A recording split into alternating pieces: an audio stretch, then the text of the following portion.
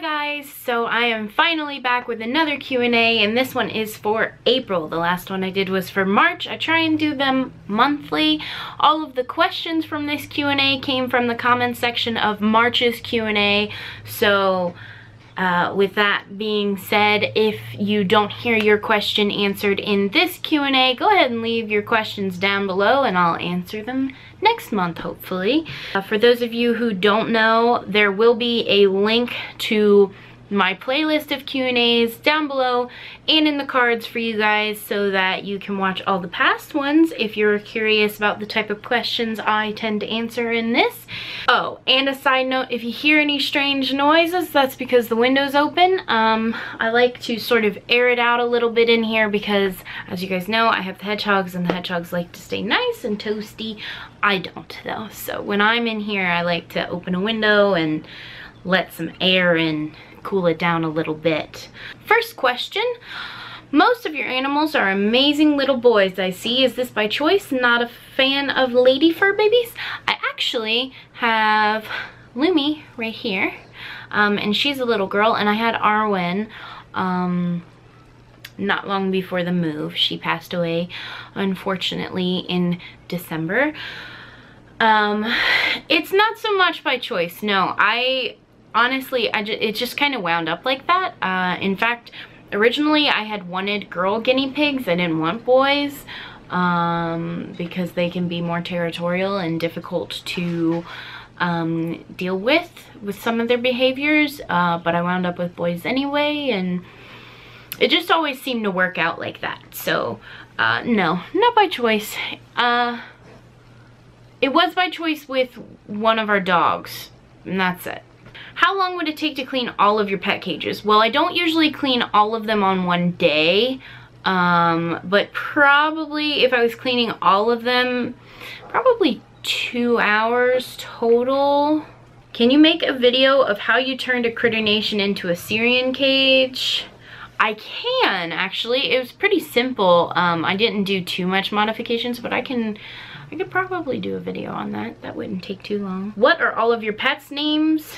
I've answered this in a bunch of Q&As, but we've got Felix, Bear, Knox. Those are the dogs and the cat.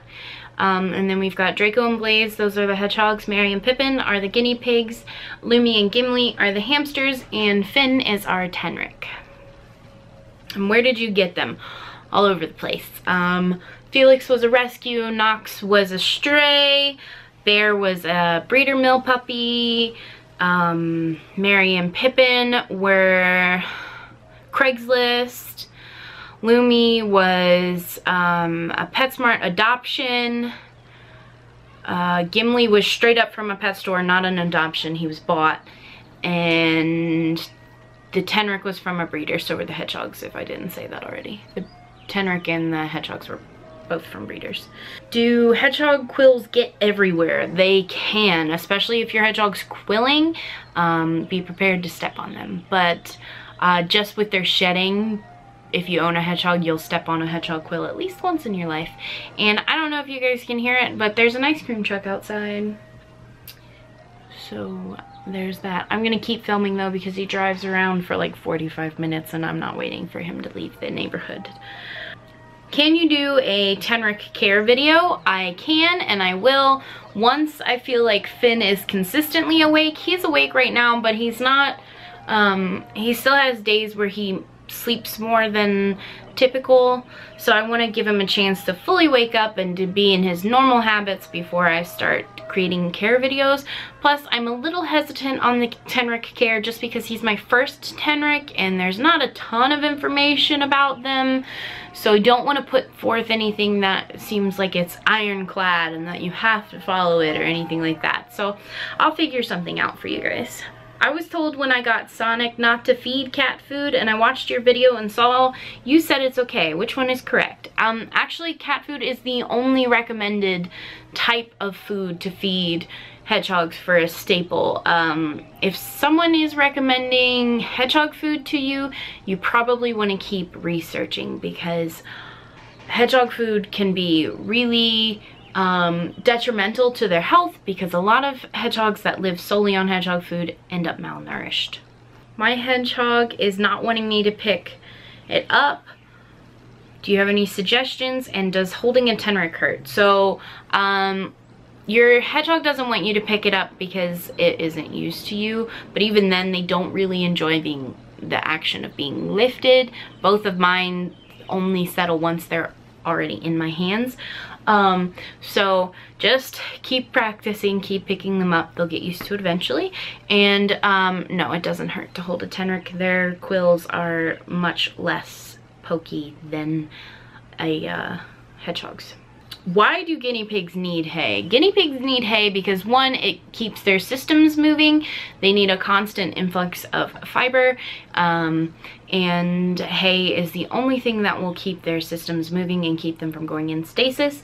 They also need it because their back molars need grinded down continually. So if you gave them like chew toys and stuff and they actually used them, they'd be grinding down their front teeth, but they're never grinding down their back teeth except for when they're eating hay. How many fruits and veggies should a hedgehog get a day? Hedgehogs should not have fruits and veggies every single day. They can have different types of treats every day if you want to go that route, but they definitely shouldn't have fruits and veggies every day. Their bodies can't digest cellulose correctly, so fruits and veggies as a treat is okay, but if you're feeding them daily, you're likely to end up with a constipated hedgehog. Have you ever introduced your pigs to your hogs? No, I haven't, and I won't. They are a completely different species. They wouldn't get along. Hedgehogs are solitary.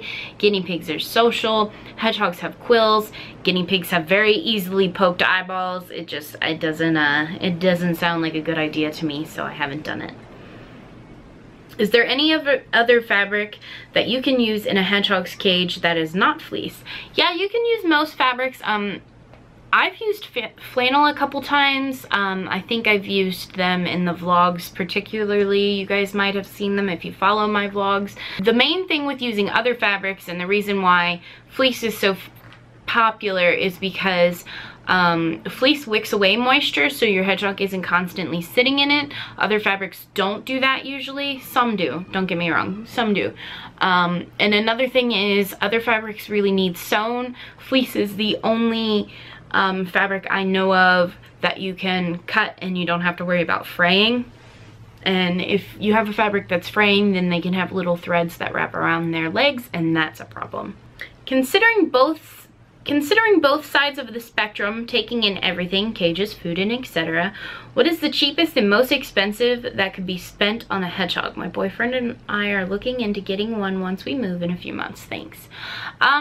So this is kind of a very broad question, and I probably should have like taken down some notes before I started this one.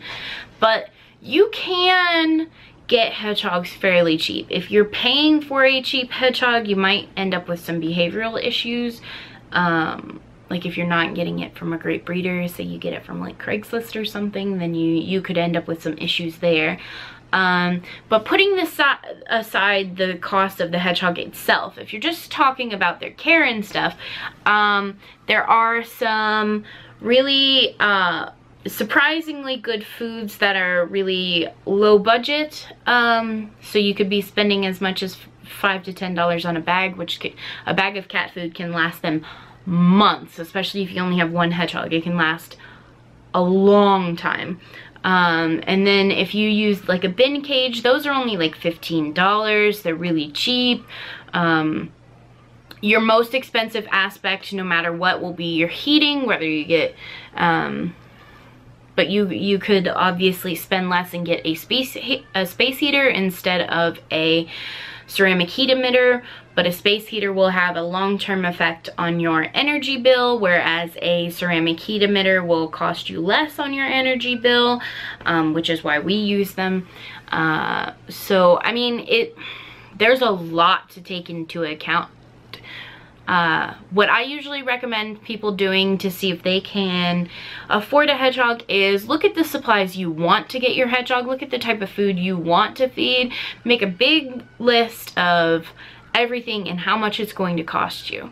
And then you can also do like a an expensive and a cheap list where you put like, say for me, I used to use bin cages at one point, and I used CNC cages, so I could put the cost of a CNC cage, the cost of a bin cage, and now I'm using Critter Nation, so I could put the cost of the Critter Nation, which is more expensive than both of the other cages combined. So you could do stuff like that, and then you'll always want to take into account vet care. You could call any exotic vets in the area you're moving to and see how much they charge, and then you'll know roughly how much you're going to need for vet care. And whatever they charge, up it by a couple $100, because just the visit is, you know, the minimum you'll be paying. So list it out for yourself is the best thing I can say, because you can spend very little on hedgehogs or you can spend a ton, and it's a very broad spectrum. Alright guys, so that's all the questions I'm going to be answering in this video. If you didn't hear your question answered in this one or any of the previous ones, go ahead and leave it again in the comments of this video, or leave me some new questions for next month. Anyway, I think that's it. Don't forget to leave questions for next month down below. Thanks so much for watching, and I will see you guys in my next video. I think I might be going live after I turn this camera off, so you guys will see this after that, most likely. Bye guys.